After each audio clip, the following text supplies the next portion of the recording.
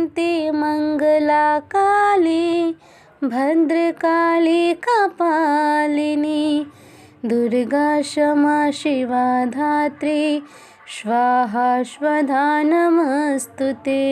माता दी दोस्तों, आप सभी लोगों का स्वागत है हमारे YouTube चैनल में।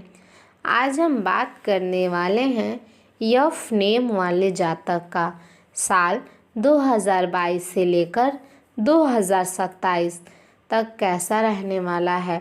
मेरे प्रिय दर्शक, हम आपको बताएंगे 5 सालों में आपका सेहत कैसा रहेगा, आपका लव लाइफ कैसा रहेगा, आपका कैरियर कैसा रहेगा, आपको धन का लाभ होगा या धन की हानि। कोई अप्रत्याशित और काफ़ी दबाव कर काम करने वाला आपको मिलेगा, लेकिन आप चिंता ना करें, आप आसानी से आप इसे पूरा भी कर लेंगे और आपको सबकी प्रशंसा भी मिलेगी। ऐसा हो सकता है कि घर पर अचानक बहुत सारे मेहमान आ जाएं या बॉस आए, आपको अंतिम समय पर कोई महत्वपूर्ण काम सौंप दें। स्थिति चाहे जो हो, आप इसे बहुत अच्छे से संभाल लेंगे। आपको वैकल्पिक चिकित्सा के फायदे के बारे में पता चलेगा। आप अपनी खराब सेहत के इलाज के तौर पर कई सारे नुस्खे आजमा सकते हैं, लेकिन कोई विशेष फ़ायदा नहीं हुआ है। आपको कोई ऐसा नुस्खा मिलेगा जिससे आपको वास्तव में आराम मिलेगा। प्रयोग करने से न डरें और वैकल्पिक उपाय अपनाकर देखें, लाभ ही होगा आपको। कामकाज और कमाई के लिहाज से यह साल बहुत अच्छा तो है, कभी उम्मीद से कम रहने वाला रहेगा। आमदनी को लेकर मिला जुला प्रभाव रहेगा। शुरुआत में हो सकता है कि आपको अपेक्षा या मेहनत के मुताबिक धन लाभ हो या ना हो, लेकिन उत्तरार्ध में चीज़ें तेजी से बदलने लगेंगी। साल के अंत में बृहस्पति आपके कुंडली के 5वें भाव में पहुंच जाएंगे। वहां से उनकी दृष्टि 9वें भाव यानी कि आपके भाग्य भाव और एकादश भाव यानी कि आय के प्रभाव पड़ेगी।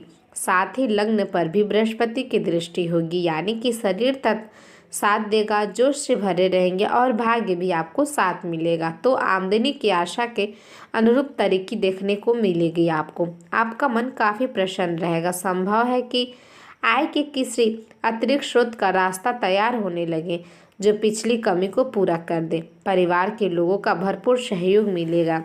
परिजनों के सहयोग से आर्थिक लाभ की भी संभावना है। हो सकता है कि आर्थिक लाभ की संभावना है। हो सकता है कि परिवार का कोई व्यक्ति आपके लिए अतिरिक्त आय का मार्ग तैयार कर दे।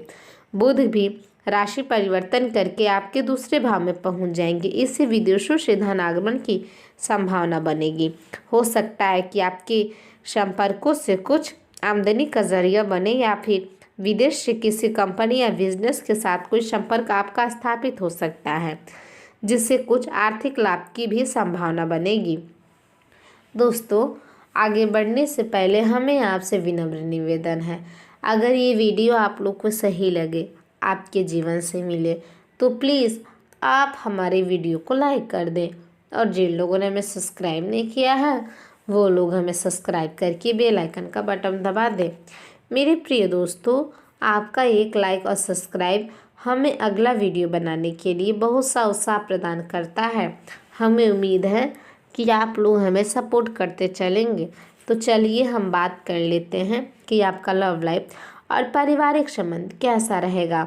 दूसरे भाव में केतु की स्थिति होने से परिवार में दूरी बनेगी।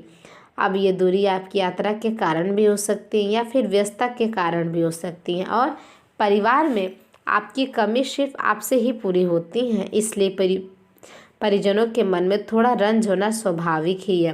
बेशक आप सबके लिए कर रहे हैं, लेकिन अपने लोगों के साथ बर्ताव में प्रेम दर्शाना होगा। उन्हें यह एहसास कराना होगा कि अंततः जितना भी हम काम कर रहे हैं सब परिवार के लिए ही कर रहे हैं। प्रेम भाव से उनके साथ संवाद बनाए रखें। झलझलाकर नहीं, वाणी में करवाहट से बचें। चतुर्थ भाव में शनि बृहस्पति की स्थिति लोकहित के किसी कार्य या समाज सुधार से कार्य में बढ़ चढ़कर हिस्सा लेंगे। आपका मान सम्मान भी बढ़ेगा। आपकी सफलता का जश्न मनाने के लिए कोई छोटी मोटी सी पार्टी के आयोजन भी बन सकता है। परिजनों के साथ कहीं घूमने जाने का भी कार्यक्रम बन सकता है। तीसरे भाव में शुक्र की स्थिति, तो कोई भाई या बहन के कुटुंबन में दूर रह सकते हैं, उनसे भेंट मुलाकात भी हो सकती है आपकी। ग्रहों की स्थिति तो ऐसी है कि आप बहुत रोमांटिक और भावनात्मक महसूस करेंगे। आप अभी अपने प्यार के मामले में कोई भी ज़रूरत होने पर केवल बोलकर ही काम चलाते रहे हैं, लेकिन अब आप इन ज़रूरतों के लिए खुद को दिल में समर्पित करने के लिए तैयार हैं।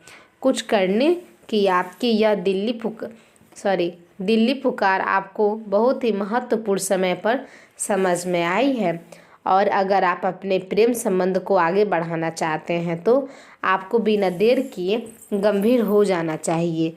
अब आइए हम बात कर लेते हैं कि आपको धन का लाभ होगा या धन की हानि। अगर भविष्य में चिंता हो तो तब आप ये पूरा वीडियो ज़रूर देखिएगा। कैरियर की दृष्टि से ये साल नरम गरम रहेगा। कभी सफलता मिलेगी तो कभी निराशा भी सामना करना पड़ेगा, लेकिन शिक्षा में चीज़ें अच्छी रहेंगी। शिक्षक और विद्यार्थी दोनों के लिए सफलता के लिए परिश्रम मूल मंत्र है। सामाजिक कार्यों की वजह से परिवार को समय नहीं दे पाएंगे आप, इसलिए परिवार से थोड़ी दूर हो सकती है, जिससे कुछ तनाव हो सकता है। यह साल आपके लिए प्रेम से शारोबोर रहेगा।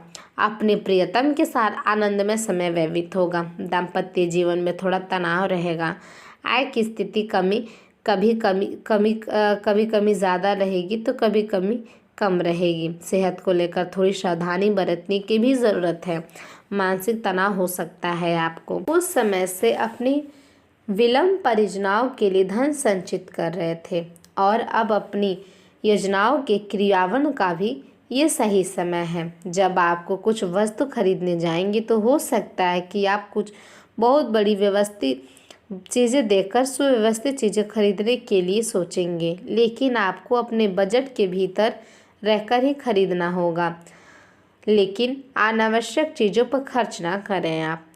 आप अपने कैरियर की शुरुआत में हैं, इसलिए आपको सीढ़ी पर अलग कदम रखने और पीछे गए पथ को देखने की ज़रूरत है। इन स्थानों में की गई कोई गलती का भुगतान आपको बाद में करना पड़ सकता है। खुद के लिए कुछ प्रस्ताव बनाने का समय निकालें। आपको विरासत में मिला धन का कुछ हिस्सा या पैसा भी प्राप्त हो सकता है। अब आइए हम बात कर लेते हैं कि आपके लिए मेरा आज का शुभ विचार क्या है। आप लोग इसे ध्यानपूर्वक सुनिएगा। हमें उम्मीद है हमारा ये शुभ विचार आपके उदास जीवन में हंसी खुशी से भर देगा। तो आइए अब हम शुरुआत करते हैं। अनुमान गलत हो सकता है, पर अनुभव कभी नहीं गलत होता है, क्योंकि अनुमान हमारे मन की कल्पना है और अनुभव हमारे जीवन की सीख है। अच्छा वक्त उसी का होता है जो किसी का बुरा नहीं सोचते। पेड़ काटने से डाली कभी नहीं सूखती है, हमेशा पेड़ की जड़ें काटने से ही सूखता है। वैसे ही इंसान अपने कर्मों से नहीं बल्कि अपनी छोटी मोटी सोच और गलत व्यवहार से ही हारता है।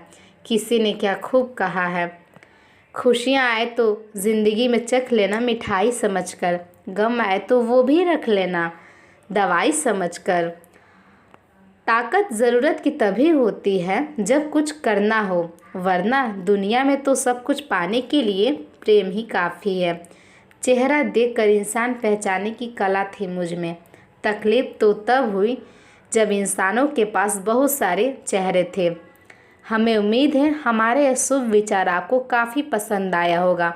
मेरे प्रिय दर्शक, आपको बहुत बहुत धन्यवाद हमारा ये वीडियो देखने के लिए। हम फिर से मिलते हैं अपने नेक्स्ट वीडियो में। तब तक के लिए जय माता दी। आपका दिन शुभ हो।